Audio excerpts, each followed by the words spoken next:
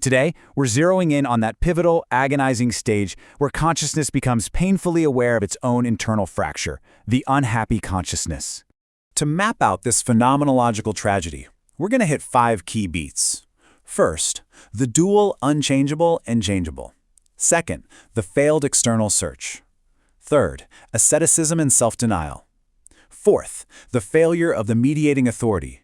And finally, reconciliation through self-activity.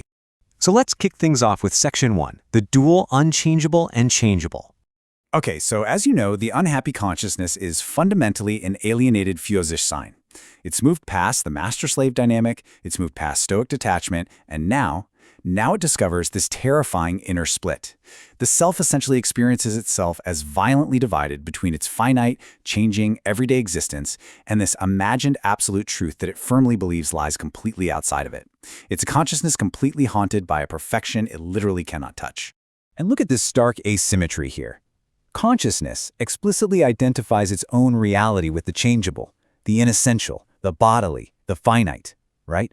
But it views the unchangeable absolute as the true essence.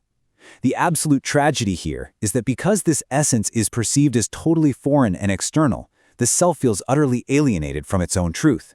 It's basically equating its own existence with worthlessness, while projecting all value into a totally unreachable beyond. Hegel captures this infinite restlessness so perfectly in this quote. He illustrates how consciousness is constantly driven out of any resting place simply because it holds both of these opposing extremes within itself. Think about it. Whenever it tries to rest in its empirical reality, it feels the gravitational pull of the absolute. But whenever it tries to elevate itself to the absolute, it gets violently yanked back down by its own bodily, finite nature. It's like a pendulum swinging in a total vacuum, completely unable to find equilibrium. We can actually trace the historical roots of this internal divide back to Hegel's early theological essays. Here he's exploring how subjective feeling first struggles against the massive, imposing weight of external objective religion. It's right here that the seeds of the unhappy consciousness were planted, in that raw historical tension between the vibrant, living heart of the subject and the cold, static authority of religious dogma. So, what happens next? Let's move to Section 2. The failed external search. This phenomenological movement plays out in a very specific triad. First, consciousness exists in pure opposition to the unchangeable.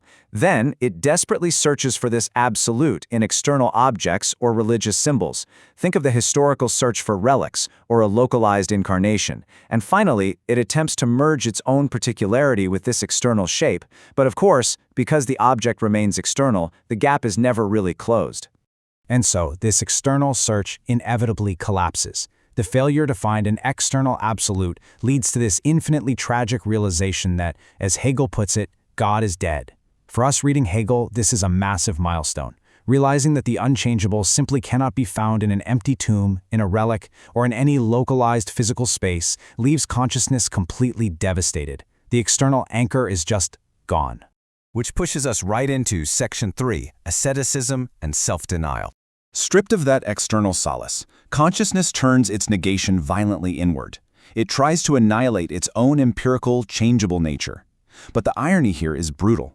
By obsessing over its basic animal functions in order to deny them, it only reinforces its fixation on the finite.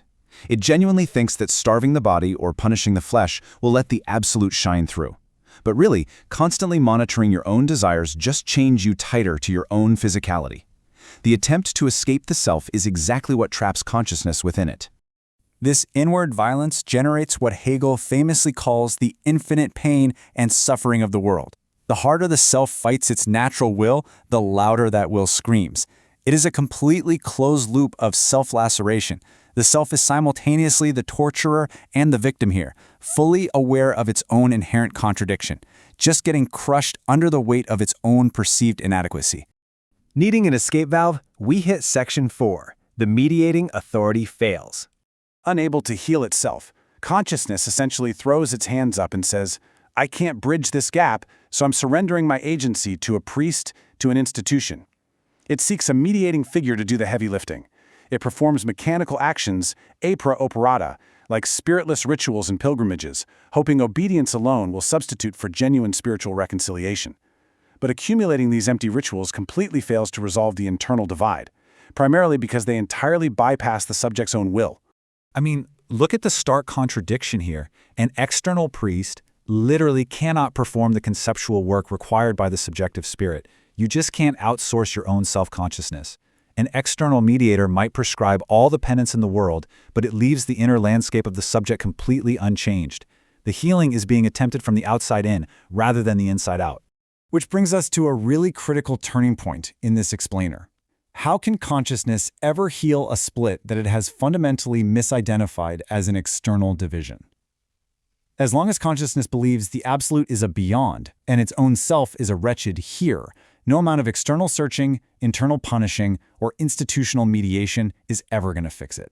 The framing of the problem itself is the trap. So, what's the way out? Section 5, Reconciliation through Self-Activity. This is the breakthrough. The individual finally recognizes that the absolute is realized precisely through their own conceptual work, entirely bypassing that external mediation. This is the grand realization of Hegel's phenomenology at this stage. The subject discovers its own active thinking is the actual substance of the absolute. The gap isn't magically bridged. Rather, consciousness realizes the gap was an illusion it created itself. As hinted in this early manuscript, true spiritual reconciliation isn't just moving into some copied external palace. It has to be a conceptual architecture built from within, by your own hands. It's the radical shift from being a passive recipient of grace to an active participant in reason. The self basically stops looking for truth out there and starts doing the rigorous conceptual labor to realize truth in here.